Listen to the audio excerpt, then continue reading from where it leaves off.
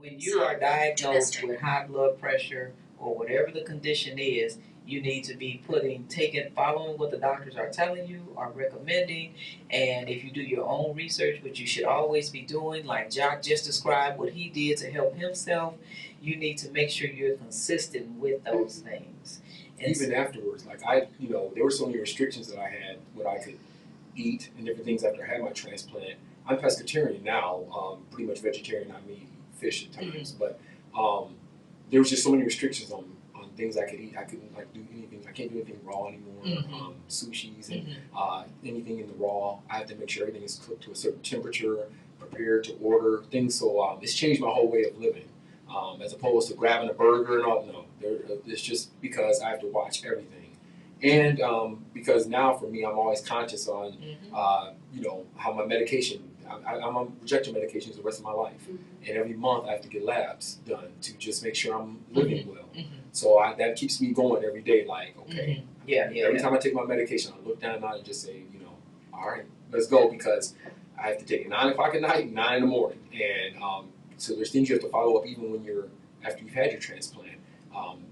Getting there is one thing, but making sure you're staying well educated afterwards as well, because I was younger when I had my transplant in that realm. I was in my 40s, and they said, they were honest with me. They said, we don't know if it'll come back. Right.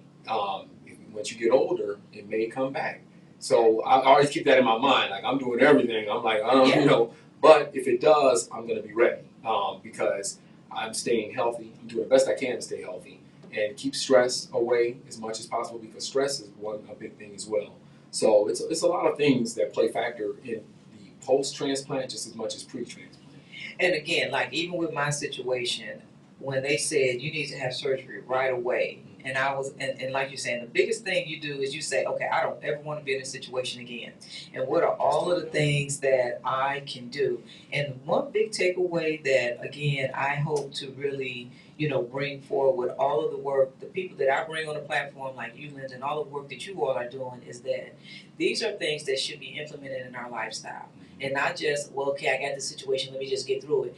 Implementing these things in our lifestyle, because it made me get really big on eating a lot of fruits and vegetables, like you're saying, because I mean, you don't really think about it, but I mean, I had my stomach cut. It's called core for a reason. And so like when I watch a lot of athletes, like you say, sports, and you look like, and it's like, wow, they're killing themselves, having surgery and getting right back out there and playing, right? Because you recognize that the first thing your body needs to do before you do rehab is heal.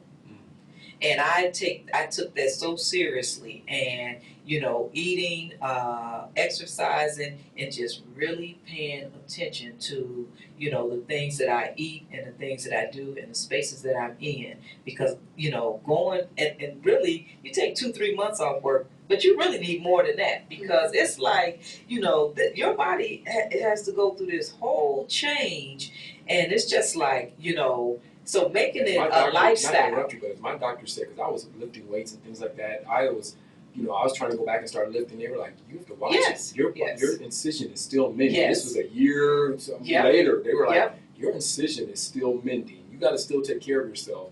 And, there's no backward steps in it. Like, prior to transplant, they make sure you're not an alcoholic. You're not, there's all kinds of things that they test you for.